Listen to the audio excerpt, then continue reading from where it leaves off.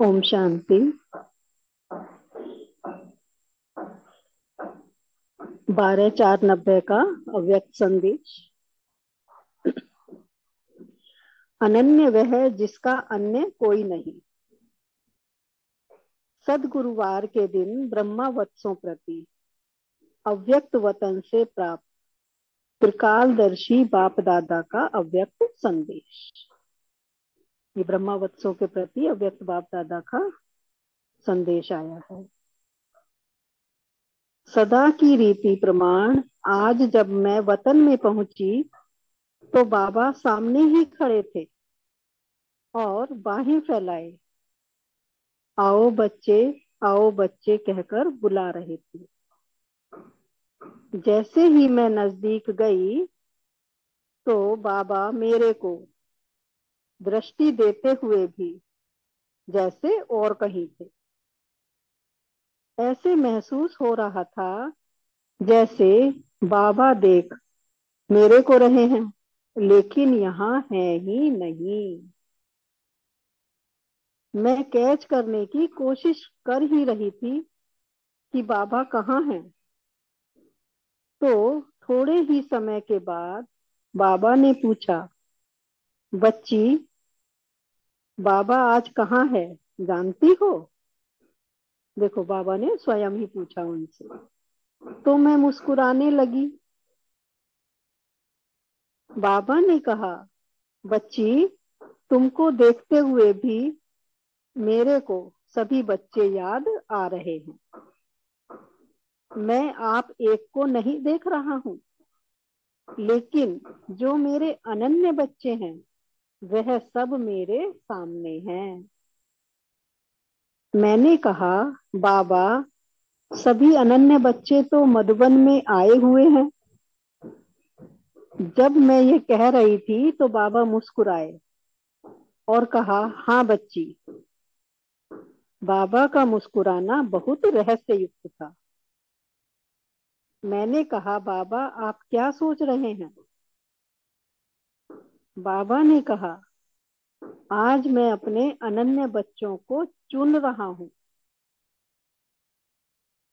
उनको जिज्ञासा हुई फिर। मैंने कहा, बाबा आप किस प्रकार के बच्चे चुन रहे हैं? आज बाबा का रूप बहुत हल्का था इसलिए रूरिहान कर रहे थे। फिर बाबा ने कहा, मेरे अनन्य बच्चे वह हैं जिनका अन्य दूसरा कोई नहीं है। बाबा ने कहा, मेरे अनन्य बच्चे वह हैं जिनका अन्य दूसरा कोई नहीं है। दूसरा जो अनंत मौज में, स्वीट साइलेंस में और अनंत खुशी में समाये हुए रहते हैं उन्हें बाबा अनन्य बच्चे कहता है। कितनी डीप बात बाबा ने कही कि बाबा के अनन्य बच्चे जिनका बाबा के अलावा कोई दूसरा नहीं। एक तो इसमें दृढ़ निश्चय और दूसरा साइलेंस में और अनंत खुशी में समाये हुए बच्चों को बाबा अनन्य बच्चों की गिनती में गिन रहे हैं। तो हमें भी अपनी अवस्था को चेक करना है। हमें बाबा का अनन्य बच्चा बनना है कि बाबा और कोई दूसरा नहीं, मेरा सिर्फ बाबा। और साइलेंस में रहना है, खुशी का अनुभव करना है, अतीन्द्रिय सुख का अनुभव करना है, खुशी में अनुभव करते हुए बाबा के लव में लीन रह करके उसमें समा जाने का अनुभव करना है। बस इसी प्रक्रिया में लगे रहना है। संगम युग का ये थोड़ा सा समय हमें सार्थक कर लेना है। मैंने कहा, बाबा आपको ऐसे कितने बच्चे नजर आए? कितने बच्चों को आपने चुना? तो बाबा ने कहा, बच्ची जितने बच्चे अभी होने चाहिए उतने नहीं हैं। देखो, मैंने कहा, बाबा मीटिंग में तो सभी ने चिट्ठियां लिख कर दी हैं कि हम ऐसा करके दिखाएंगे। तो बाबा ने कहा, हाँ बच्चों, हाँ बच्चों ने चिट्ठियां तो लिखी हैं लेकिन यह बाबा ऐसे बोल रहे थे जैसे बहुत डीप खोए हुए हैं, एकदम गहनता में खोए हुए हैं, उस डीपनेस में बाबा कह रहे थे कि उन्हें बिल्कुल प्योर एंड खुशी में लवलीन बच्चे कम दिखाई दे रहे थे। उनकी बहुत अंतर्मुखी अवस्था थी, गहन अवस्था थी, उसमें वो बोल रहे थे। आधा यहाँ है, आधा कहीं दूसरी जगह है। बाबा ने कहा, सिटकियां तो बच्चों की बाबा के पास पहुंच गई हैं, लेकिन चलो बाबा तुमको एक दृश्य दिखाते हैं।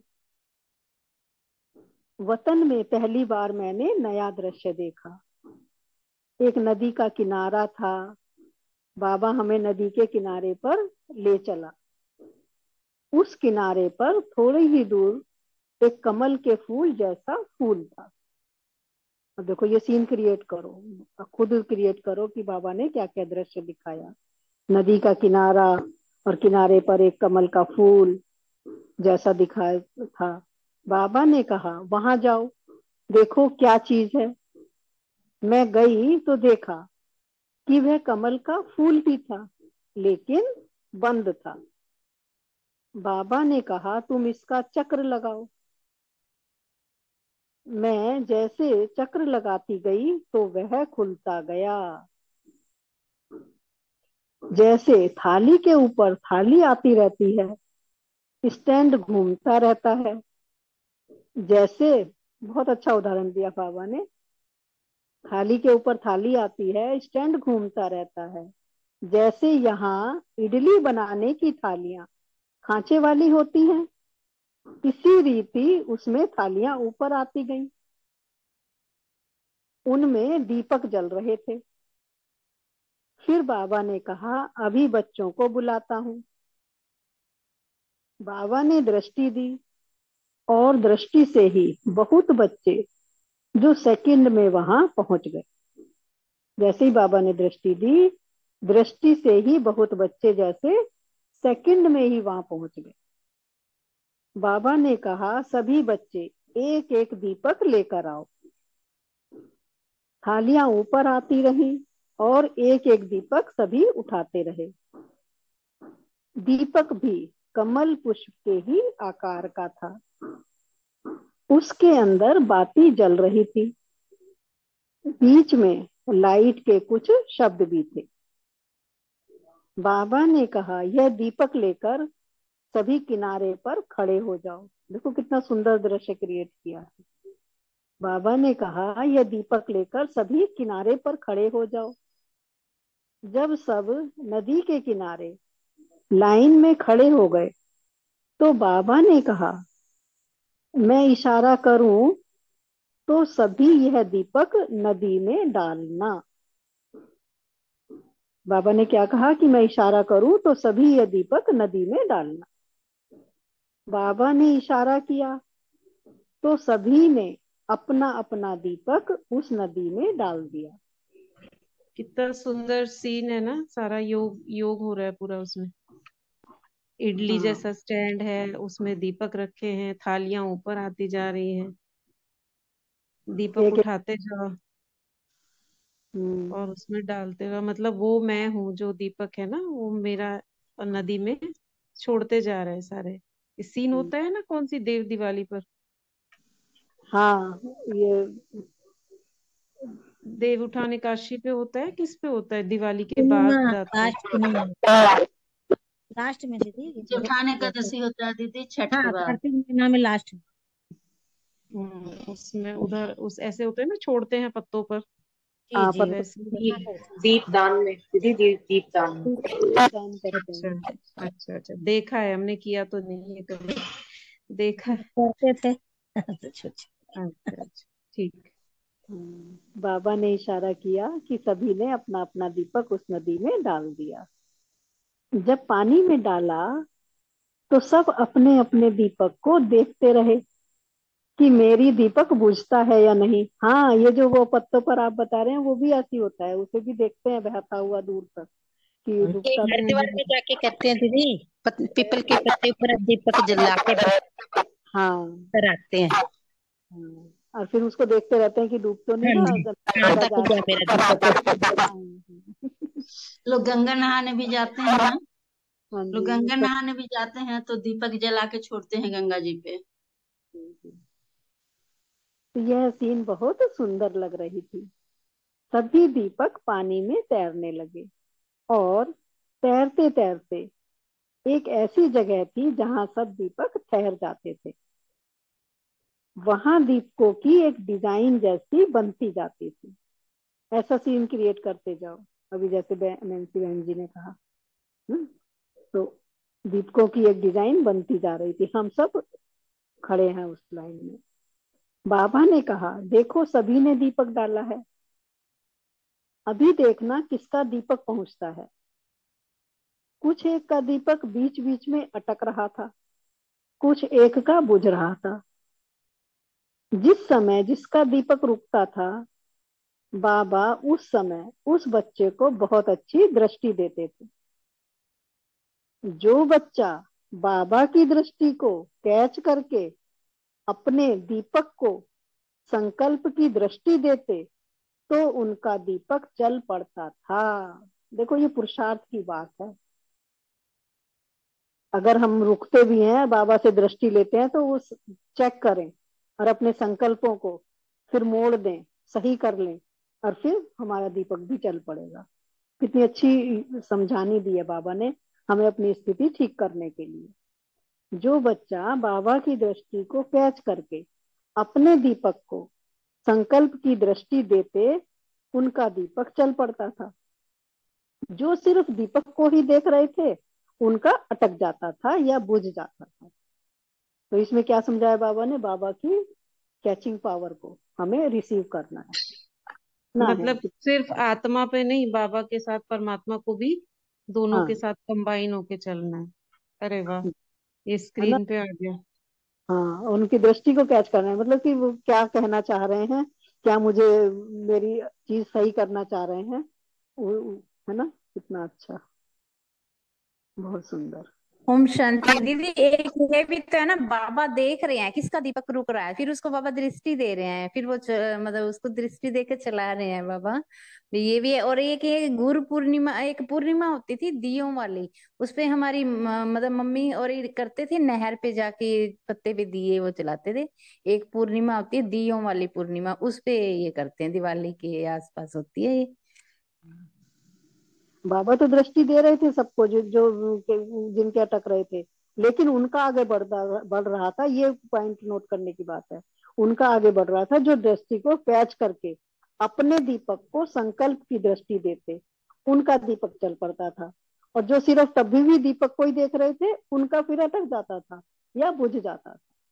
अटके हुए सभी को बाबा दृष्टि दे रहे थे, ये समझने की बात है। तो दीदी इसमें ये भी तो सोच सकती है ना कि परिस्थितियों को नहीं देखना है हमें, हाँ बाहर की, जी, है ना, हाँ जी, अपने को क्योंकि हम देखना है। परिस्थितियों में उलझ जाते हैं।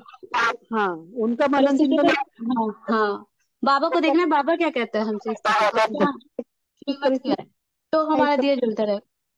हाँ जी, एक बार उस परिस्थिति के लिए किया कि मैं इस परिस्थिति के लिए विघ्न विनाशक भट्टी कर रही हूँ, फिर योग करना है, पूरा योग में मगन हो जाना है, उस परिस्थिति को तूल ही नहीं देना है, बस संकल्प कर देना। बाबा ने इसका रहस्य सुनाया कि बच्चों ने जो दृढ़ संकल्प की चिट्ठी लिखी है, वह है बाप की आशा का दीपक। यह सभी ने दिलाराम बाबा की आशा को पूर्ण करने का दीपक जलाया है। अब इस जगे हुए दीपक को चाहिए शुद्ध दृढ़ संकल्प, जिससे यह आशा का दीपक मंजिल पर पहुंचे। हमारे संकल्पों में दृढ़ता होनी चाहिए, शुद्ध संकल्प होने चाहिए। अब इस जगे हुए दीपक को चाहिए शुद्ध दृढ़ संकल्प, जिससे ये आशा का दीपक मंजिल पर पहुंचे, नहीं तो कहां ना कहां अटक जाएगा। बाबा ने अटकने के 3 कारण सुनाए, और कितना डीप ले जा रहे हैं देखो बाबा। अटकने के भी 3 कारण सुनाए। बाबा ने कहा, बच्चे 3 पर में अटक जाते हैं, 3 पर में अटक जाते हैं। वह 3 पर हैं: परचिंतन, परदर्शन, परमत। आशा का यह दीपक जो नीचे ऊपर होता है, उसका कारण यही 3 बातें हैं। फिर मतलब दूसरों के चिंतन में ही लग जाते हैं, उसने ऐसा किया, उसने ऐसा किया, यही वर्णन चिंतन करने लगते हैं, अपने को नहीं देखते। फिर कोई कोई बच्चे बाबा के श्रेष्ठ संकल्प की दृष्टि को कैच करके इससे मुक्त हो जाते तो दीपक जल पड़ता। फिर याद आ जाता है कि अरे मैं तो परचिंतन कर रही हूँ, अरे नहीं नहीं मुझे नहीं करना है। अगर ये समझ आ गई तो फिर थोड़ा सा सही होने लगता है कि नहीं नहीं मुझे नहीं एक बार आ गया चलो, लेकिन फिर सोचना है नहीं नहीं हमें नहीं सोचना है ना देखना है, हमें अपने पर कार्य करना है। तो वो फिर बाबा की दृष्टि मिलती है, दृष्टि बाबा की कैचिंग पावर हमें रिसीव होती है, तब हम फिर चल पड़ते हैं। फिर कोई कोई बच्चे बाबा के श्रेष्ठ संकल्प की दृष्टि को कैच करके इससे मुक्त हो जाते तो दीपक चल पड़ता है। इस 3 पर को निकालने के लिए चाहिए एक पर उपकार। बस जिसके लिए भी संकल्प आया उसके लिए उपकार की भावना से संकल्प कर दो। पर उपकार, दूसरों पर उपकार। यह है सुलटा, वह 3 है उल्टे। कितना सुंदर समझाया है बाबा ने। जो पर उपकार की अर्थात शुभ भावना शुभ कामना की दृष्टि देते हैं उनका दीपक ना रुकेगा ना बुझेगा, आगे बढ़ते बढ़ते संपन्नता व संपूर्णता की बाप समान बनने की मंजिल पर पहुंच जाएगा। ऐसे धीरे धीरे वो पहुंच ही जाएगा। ऐसे सुनाते बाबा ने कहा अच्छा एक दीपक ले आओ। देखो फिर बाबा ने कहा अच्छा एक दीपक ले आओ, इसमें देखो क्या क्या है। दीपक में फिर सीन क्रिएट करें यही वाला सब। दीपक में नीचे था कमल पुष्प। बाबा ने कहा यह है न्यारे प्यारे रहने की स्थिति, दीपक इसमें ही स्थित है।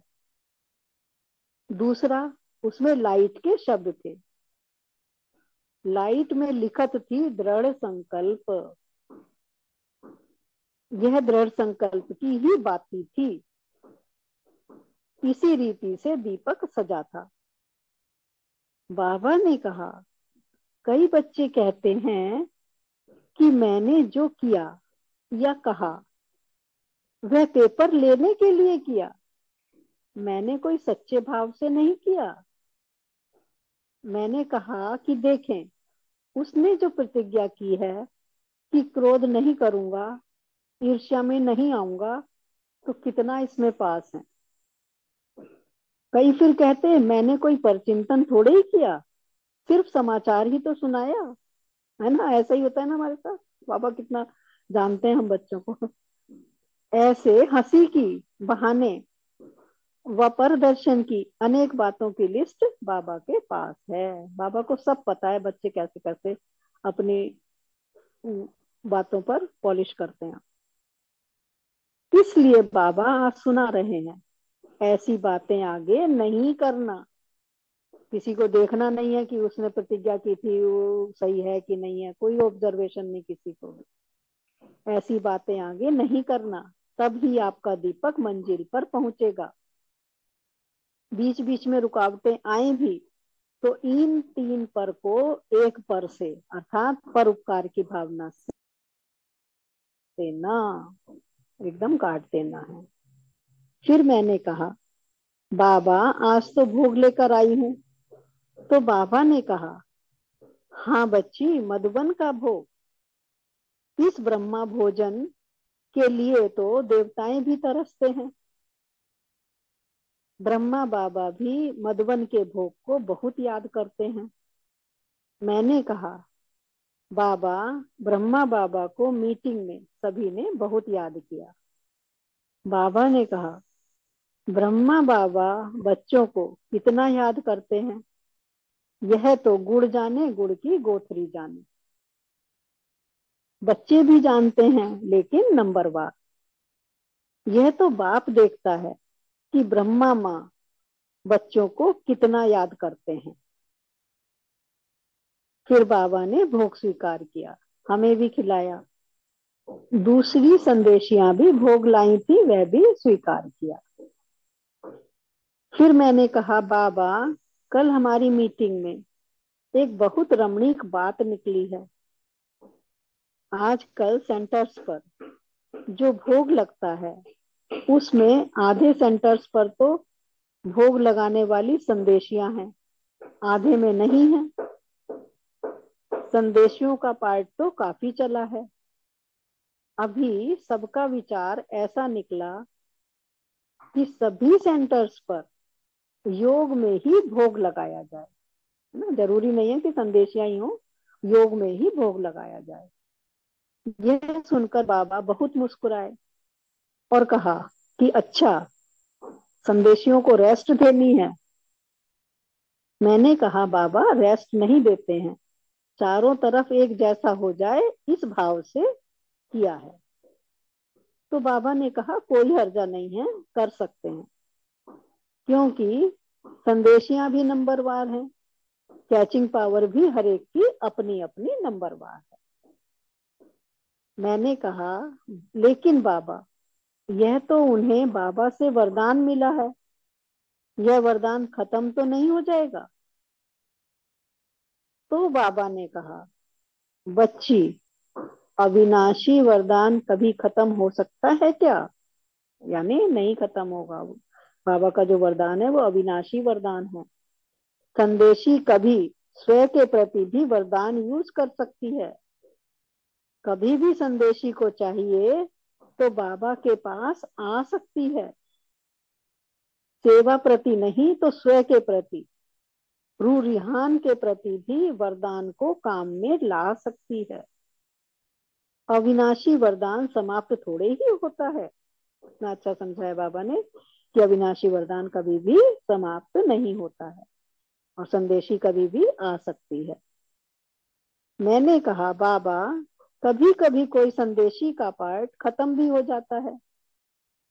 तो बाबा ने कहा बच्ची, इस गुह्य गति को बाप ही जाने। फिर मैंने कहा बाबा मधुबन में क्या होगा? तो बाबा ने कहा मधुबन में भी कुछ समय ऐसे करना होगा। वैसे मधुबन में तो बाबा आता है और कहीं नहीं आता। ऐसे मधुबन की बात सेंटर्स से थोड़ी न्यारी रहेगी। देखो इसीलिए मधुबन का इतना महत्व है। कुछ भी हो, मधुबन में बाबा आते हैं और वहां पर बाबा कह रहे हैं कि और सब सेंटर्स से थोड़ी न्यारी ही रहेगी वहां की अवस्था। लेकिन थोड़ा समय 2-3 मास ऐसे ही चले जिससे चारों ओर एक जैसी लहर हो जाए। मधुबन में कई जरूरी मैसेज होते हैं। वह संदेशी भूख के अलावा भी बाबा के पास संदेश लेने आ सकती है, लेकिन सब जगह एक जैसा वातावरण बनाने के लिए योग में ही भोग लगना है। इसलिए मधुबन में भी वैसा ही बाबा ने शुरू करवाया और संदेशी के लिए बोल दिया कि वो कभी भी उनके पास आ सकती है।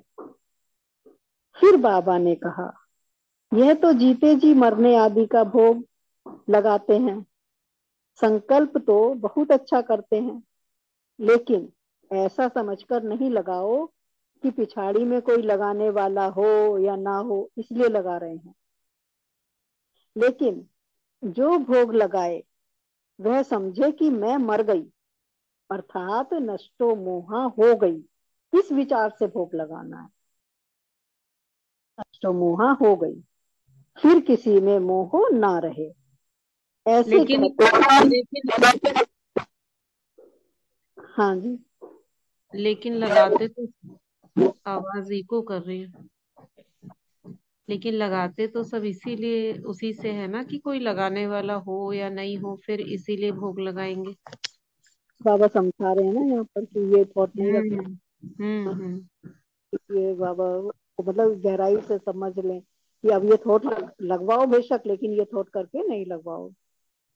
है ना, कितना अच्छा अटेंशन दिलवा रहे हैं, क्योंकि बाबा को पता है यही सोच के लगाते हैं। ठीक। और कोई थॉट? नहीं, ये जो बाबा ने दिया ना कि ये सोचो कि हम नष्टो मोहा हो गई, अब मेरा शरीर से मोह खत्म हो गया, इसलिए हम अपना भोग लगा रहे हैं, यानी शरीर को अर्पण कर रहे हैं।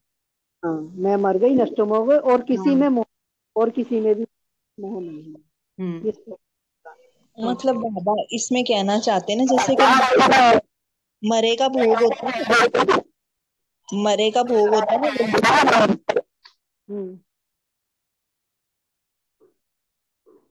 ऐसे कहते बाबा ने सभी को याद प्यार दी और कहा बाबा भी खुश, बच्चे भी खुश नसीब, सदा खुशी में नाचते नाचते एक दो को सहयोग देते आगे बढ़ते चलो। ओम शांति। ओम शांति, ओम शांति। हाँ, कुछ कहना चाह रहे थे प्रीति बहन, बोलिए, मैं म्यूट कर रही हूँ। दीदी मैं ये कह रही थी कि बाबा मतलब हमें ये रियलाइज करा, कोई मर जाता है ना, तो जब किसी की डेथ हो जाती है, कोई मर जाता है तो उसका भोग लगाया जाता है ना, तो बाबा भी हमें याद दिला रहे हैं कि हाँ तुम सोचो, मेरा इस देश से, पुरानी दुनिया, सबसे संबंध टूट चुका है, सबसे मोह टूट चुका है और मैं मर चुकी हूँ। तो जो मरे का भोग है, मैं अपना जीते जी अपने मरे का भोग लगा रही हूँ। तो जब तुम महसूस करोगी ना कि मैं मर चुकी हूँ, तो ऑटोमेटिक, जैसे हमें बाबा याद दिलाते हैं कि मर्जीवा जन्म है, तो हम ऑटोमेटिक हर चीज से डिटैच हो जाएंगे। जब हमने सोच लिया हम मर ही गए हैं, तो जब हम मर गए हैं तो पुराने स्वभाव क्या, संस्कार क्या, पुराने संबंध क्या, क्योंकि जब तक हम जिंदा है तब तक ही तो ये सब रिश्ते नाते, जब जिस दिन हम मर गए उस दिन ये सब खत्म है। तो बाबा यहाँ हमें यही चीज याद दिला रहे हैं, तुम अपना यही सोचो कि जीते जी मैं अपना मरे का ही भोग लगा रही हूँ, मेरा सब कुछ खत्म हो चुका है, मेरा दुनिया से नाता, पुराने रिश्ते नातों से, ये याद दिला रहे हैं बाबा हमें यहाँ पर।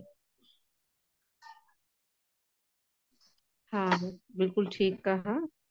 तो ये था संदेश। अब कल नेक्स्ट पढ़ेंगे, ठीक है। ओम शांति। ओम शांति दीदी। शांति।